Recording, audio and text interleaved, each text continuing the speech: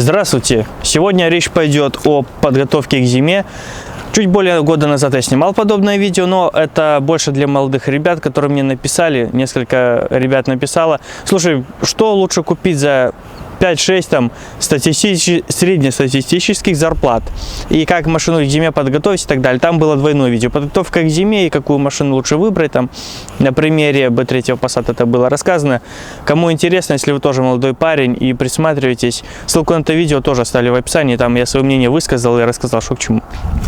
Сегодня это, скажем так, мое видение подготовки к зиме, мое мнение и приглашение к дискуссии. Свое мнение пишите в комментариях, мне будет интересно с вами пообщаться. Найдем общий знаменатель, и правильность пунктов, поочередность мы разложим. Ну, первое, во-первых, колеса. Колеса здесь стоят 205 на 55 R16, которые не положены с завода. Почему я начал с размера? Потому что большие колеса большего диаметра зимой ставить не рекомендую. Почему? Потому что я уже в нескольких своих видео, уже больше 1,5 года я снимаю, что большие колеса влияют на динамику, на разгон. Ну, зимой это, в принципе, не важно. Но самое главное, они увеличат тормозной путь. По трассе, да, большой радиус вам поможет сэкономить там немного топлива, потому что больше радиус, при том же самом коэффициенте инерции, да, расход будет ниже, но вы увеличите тормозной путь, и это опасно, особенно зимой. Ну и с 1 декабря по 1 марта запрещена эксплуатация автомобиля без зимней резины. Но, по сути, лучше с конца октября до середины апреля на зимке все-таки поездить. Тут выбор прост. Либо шипованная, либо липучка, либо всесезонка. Но всесезонка — это самообман. Я считаю, она ни летом, ни зимой ни хрена не держит. Плюс самое дорогое в этой жизни — это ваша жизнь. Поэтому лучше уже потратиться на зимнюю, поставить зимнюю резину, и коэффициент сцепления с дорогой будет выше, и, соответственно, выше коэффициент вашей безопасности. Но учитывайте, в большинстве случаев, конечно, шипы подходят всем, но шипы проигрывают на сухом асфальте, на мокром асфальте, как сейчас.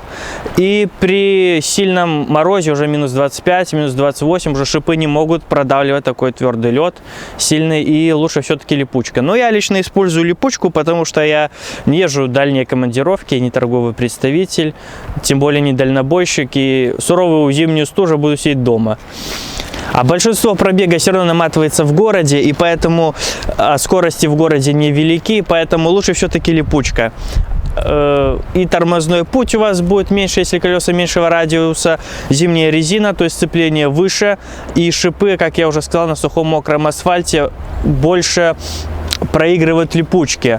А в городе, как всем известно, всегда дороги посыпают, асфальт будет сухой, либо мокрый, но лед, как правило, в городе отсутствует. Так что лучше все-таки липучка в городе.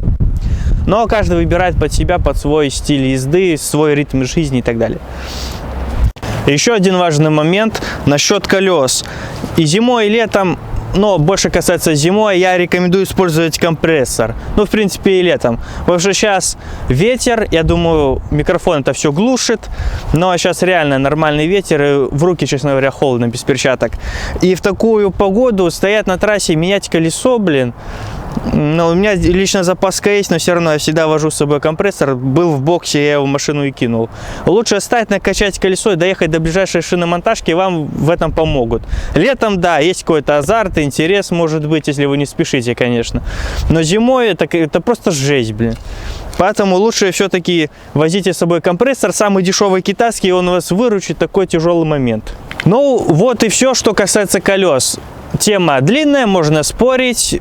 До 7-го пота это, конечно, личное дело каждого. Также к зиме я рекомендую, в принципе, это здесь и сделал. Я поменял тормоза. В том году поменял задние диски колодки. В этом году уже поизносились передние, заменил тоже диски колодки передние. И также, если у вас проблемы с ходовой, у меня с ходовой, ну, в этой машине все в порядке. Но если у вас проблемы с ходовой, все равно, когда уже сайлентблоки подразбиты, шаровые опоры, немножко ходовая люфты выше, гуляет подвеска больше, и на гололеде машину может носить. Это тоже очень опасно, поэтому тормоза и ходовая — это ваша безопасность. Двигатели могут быть проблемы, там не заведется, будет коптить, еще что-нибудь, но ходовая, тормоза, рулевой — это ваша безопасность, поэтому все эти косяки лучше перед зимой устранить, чтобы не было побочных эффектов, так скажем. И еще, кстати, насчет колес я забыл. Многие экономят, ставят наперед, ну, особенно на переднеприводных автомобилях, ставят две новые покрышки, заднюю лысую ставят назад. Это тоже очень опасно. Если у вас, конечно, зима, как у нас, снег выпал на 2 дня и растаял, у нас, по сути, сейчас осень по погоде. Вот. Ну, в Брестском регионе всегда так у нас.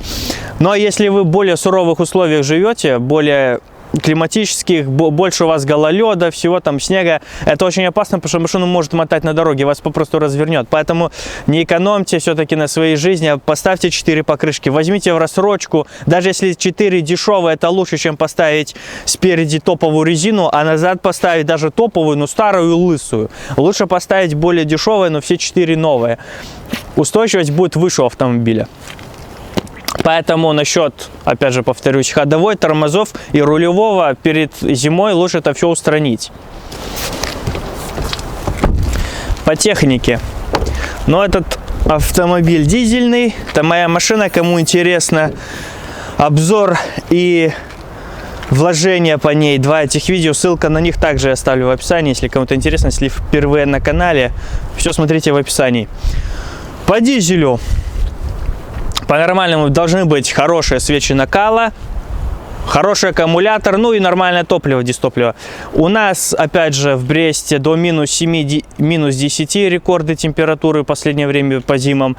То есть не все так сурово. Арктику эта машина не видела. В принципе, мой второй автомобиль B4 Passat тоже Арктики не видел, потому что у нас не такие суровые морозы, и это попросту не нужно. Но если у вас минус 25, минус 30 и такие вот температуры, да, лучше залить Арктику, и тогда проблем с заводкой у вас не будет. Как многие жалуются, что дизель не заводится зимой. Все это байки уже придуманы людьми, которые принципиально не любят дизеля. Любой дизель заведется зимой.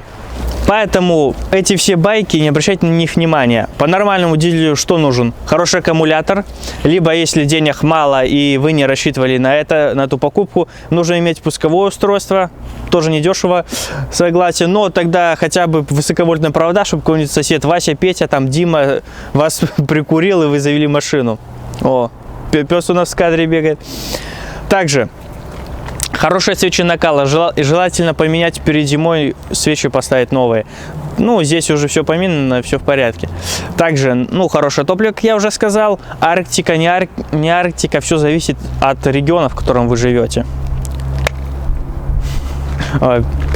Пес лезет в кадр, тоже хочет быть популярным. Но самое главное, не забывайте про топливный фильтр. Потому что бывает тоже топливо хорошее, машина заводится плохо. Поэтому топливный фильтр желательно перед зимой поменять. Насчет охлаждающей жидкости. Тоже может быть неприятный момент с точки зрения, если вы долго не меняли, либо вы купили машину после очередного владельца, и, как правило, владельцы не всегда говорят правду, лучше поменять, чтобы, ну, конечно, можно заехать проверить плотность, но когда вы покупаете после предыдущего владельца в автомобиль, лучше, конечно, залить новую для своего же спокойного сна. Ну, в принципе, можно заехать и померить его плотность. А так, в принципе, по дизелю все. Дизель дизелем, но по бензину тоже. На плохом аккумуляторе машина тоже не будет бодро заводиться. Поэтому аккумулятор тоже лучше поменять. Либо пусковое, либо опять же провода высоковольтные. И также все фильтра. Чтобы был хороший топливный фильтр. Не было тоже все примесей. Потому что заводка, особенно в мороз, тоже будет на глазах ухудшаться, так скажем, потому что если фильтр подзабитый, тоже с заводкой по бензину будет проблема зимой. И еще насчет дизеля, насчет свечей накала, у меня тоже был случай на отцовской машине, когда гонял, когда-то давно на B2 еще, все 4 свечи были новые.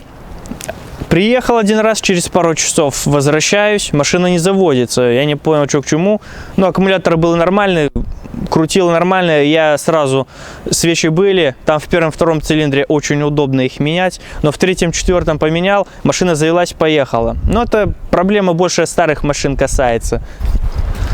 По удобствам я всегда рекомендую использовать силиконовую смазку, чтобы резинки в машине не замерзали, не прилипали, и чтобы вы не рванули, не порвали ее. Плюс, конечно, силиконовой смазки еще в том, что резинка уже будет влажная, мягкая, более мягкая. И когда прилипает к двери, уже теплопотери салона, так скажем, будут минимальные. Меньше, чем если вы их не смажете. Также можно смазать замки, ну и направляющие для стекол. Но я окна особо не открываю, поэтому мне это и не нужно особо. Также для хорошего обзора должен быть всегда бачок омывателя полным. Тут уже решать вам, дорогую, недорогую омывайку, но зимнюю, чтобы она не замерзла. Ну там уже вонючий, не вонючий, это уже побочные эффекты. За сколько вы купите, так и будет.